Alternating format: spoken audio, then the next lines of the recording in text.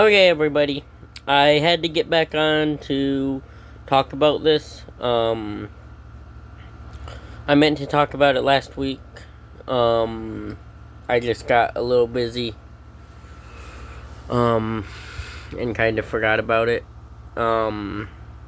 But so for one, you know how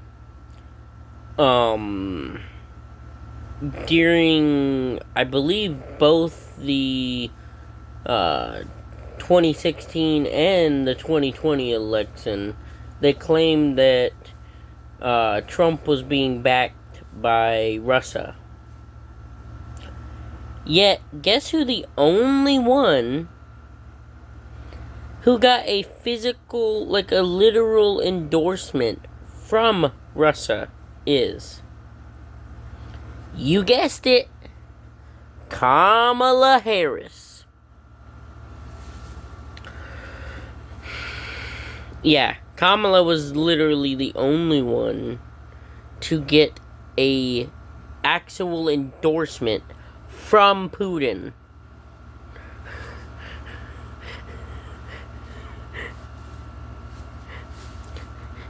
And they say Trump is the one that's colluding with Russia. But anyways, that's just part of why I'm doing this video. The other one is, yes, actually, the whole eating the cats and dogs thing is, it's not 100% true. Because while they aren't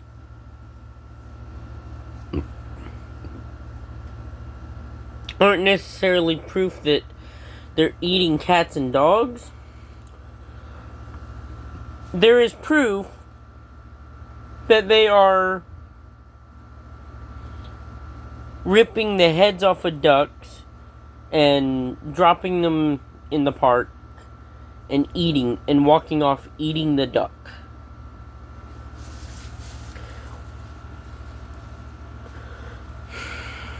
And they come from a place that has a high culture of practicing voodoo, and very little food available unless, like, they're given food by, like, missionaries. And there's also, like, so many of them, and it's like, personally, I believe that, we should give them a chance to live here, because, with the takeover of, Haiti by barbecue, I believe that they really don't have a place to go, because you send them back, they're most likely just gonna get killed, which is not what we want. But what we should do is either be like, hey, either we'll send you back, or you can take a so many week thing, and if you can assimilate into our culture, then you can stay here. An alternate one, or just offer them a ghost town. We have plenty of towns that are like literal ghost towns. Just be like, hey, we have this town that nobody lives in, literally. We'll just give it to you, and so long as you're not just like straight up murdering each other, you can stay there and pretty much so just, live there,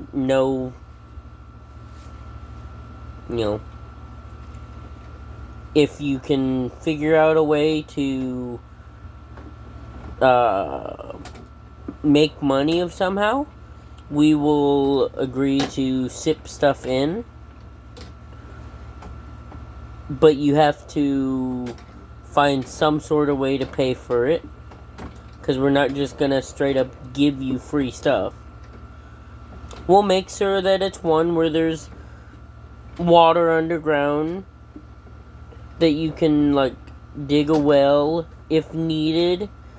We can show somebody to help you dig a well. We'll make sure that it's, someplace that you're going to be able to, live in. And not just, like, gonna die immediately. But we'll just let you have that. And we'll put a bunch of warning signs saying, hey, you go into this town, forewarning, it's basically just a savage wasteland. And I believe that that's what we should do with all of the illegal migrants that are... We give them a chance. We're like, hey, so long as you stay in this town or you assimilate into the culture, if you're not violent, here's what you can do.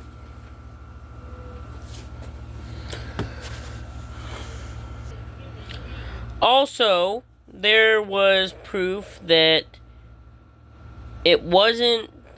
this one wasn't the Haitians. It was actually, I believe, African, if I remember right. And it was in Dayton, Ohio, I think. But there, we actually have video proof that they are eating cats. Again, not necessarily dogs, but we at least know that in that place, it's cats. Again, it shouldn't be happening anywhere. Any of this. The border should not be open. We want legal immigration because legal immigration is actually constitutional. Because the original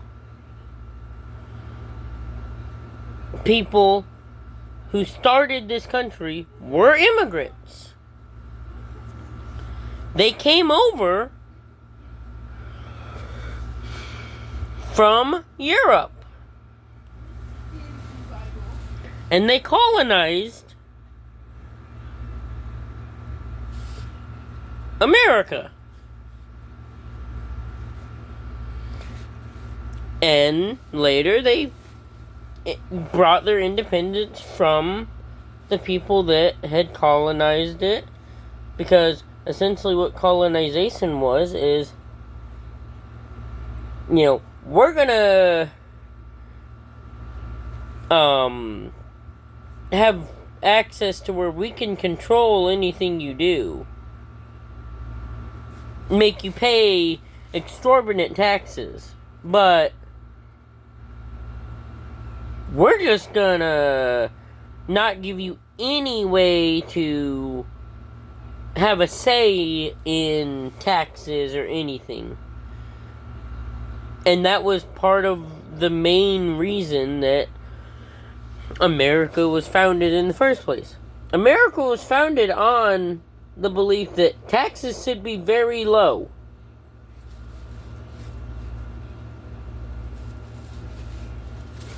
That was the original reason that it was founded. Because they were getting taxed out the wazoo and weren't really being represented at all.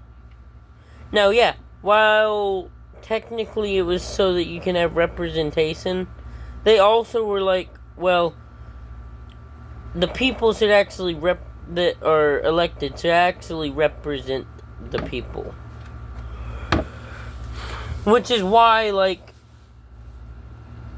for the longest time, Democrats and Republicans were very similar.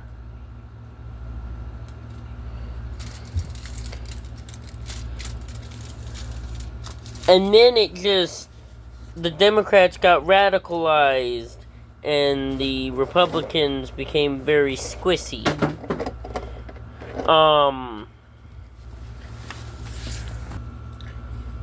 But anyways, so that's the whole thing.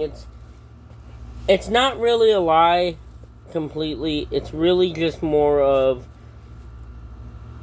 yes, there were people saying that it was cats and dogs. That's where it came from. It actually came from people that were saying that, and they just didn't have the full facts, or they were exaggerating a little bit.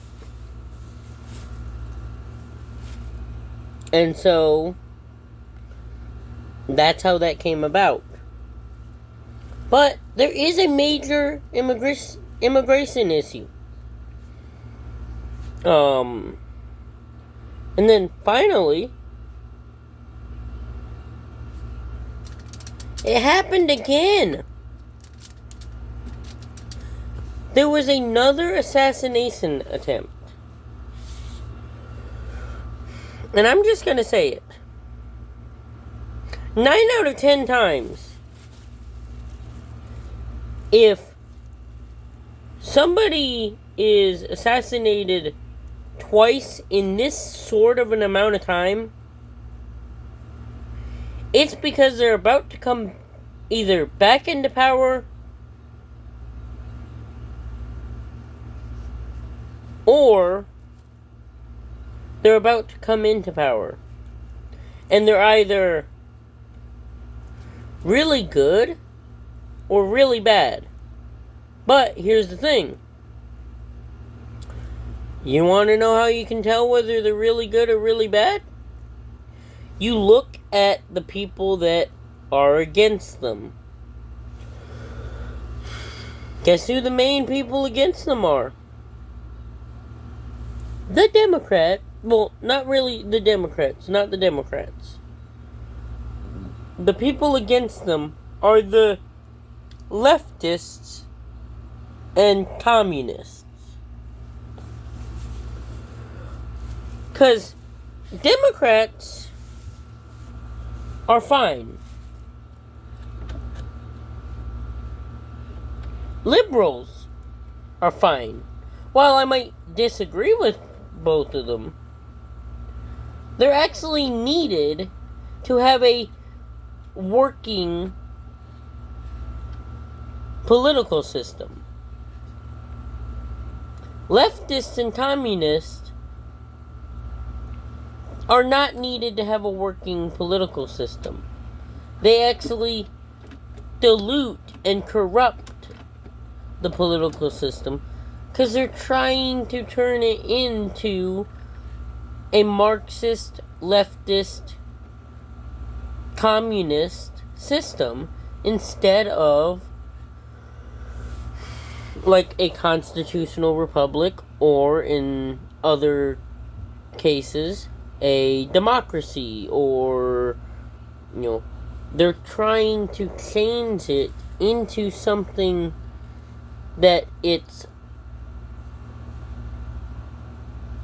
not going to work as, because communism never works.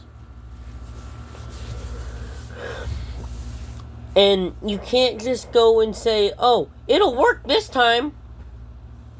Communism never works. It always just causes poverty for everyone except for the elite machine. So, like during the Soviet time, that would have been Stalin.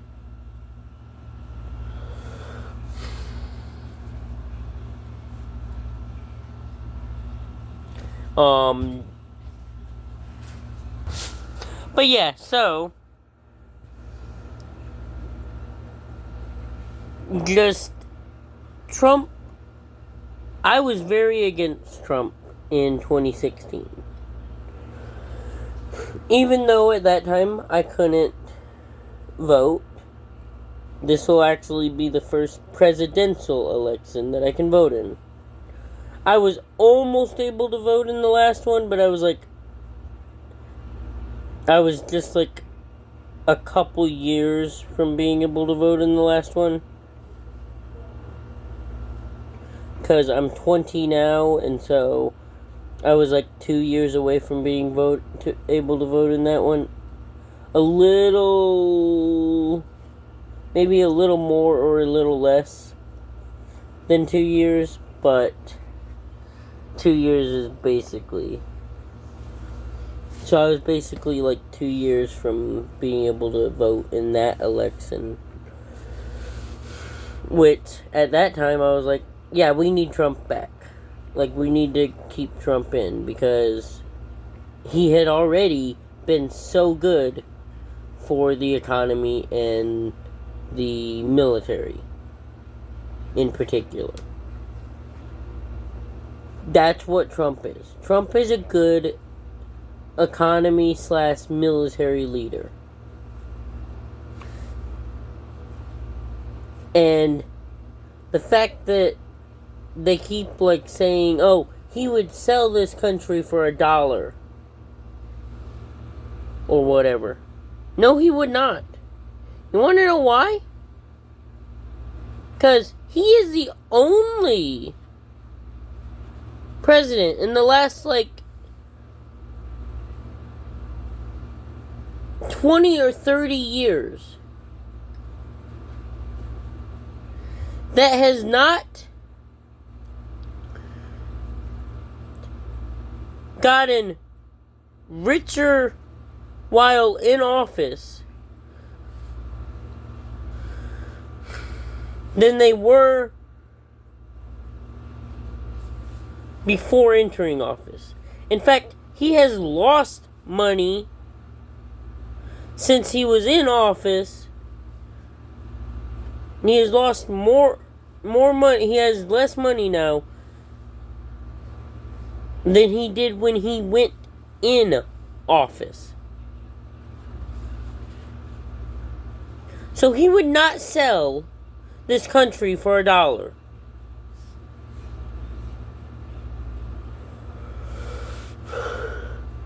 Also, he's a good businessman. So, even if he were to sell this country, he wouldn't sell it for $1. Stupid!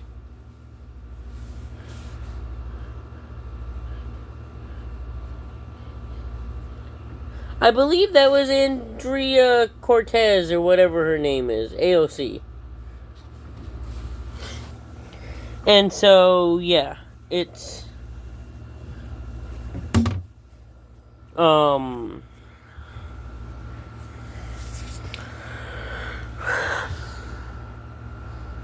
It's true that he is a good president.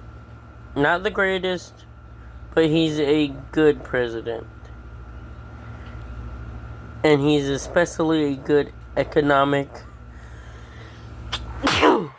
and military president. But yeah, so just wanted to get on here and let everybody know about how Kamala Harris, again, is the only one that has quite literally been endorsed by Putin. Yet, somehow, Trump is the one that's colluding with Russia. That's funny.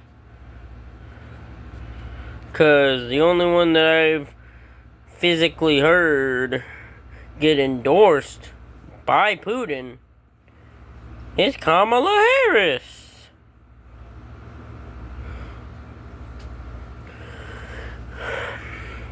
Also, if you want to know a lot more about Kamala Harris, I very much so recommend the Daily Wire's Skamala. It's an in-depth dive into the story of Kamala Harris.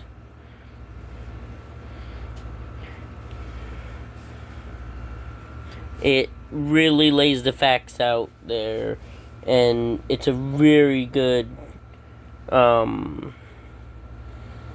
deep dive into all of her political career and how she got where she is and everything. But just wanted to suggest that. Also, if you want a good news source that is like, you know, slightly biased towards the right, but not like really biased. They're really just unbiased. Like, they'll call out both sides if they actually feel like. But yeah, so Sky News is a very good, like, not really biased towards either side. They are a little more right-leaning. If you want one that is, like, completely unbiased, pretty much so, Piers Morgan Uncensored is a great one, partially because he'll always bring on, like, multiple people that are on the left, multiple that are on the right.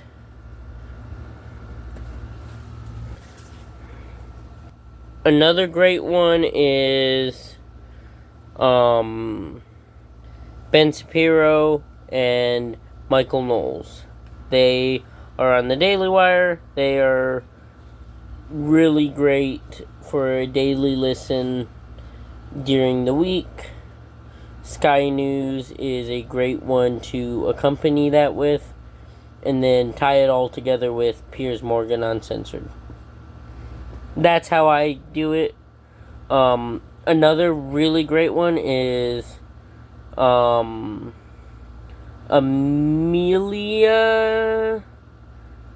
I forget her full thing, but I'll go ahead and link her down below in the description or in the comments of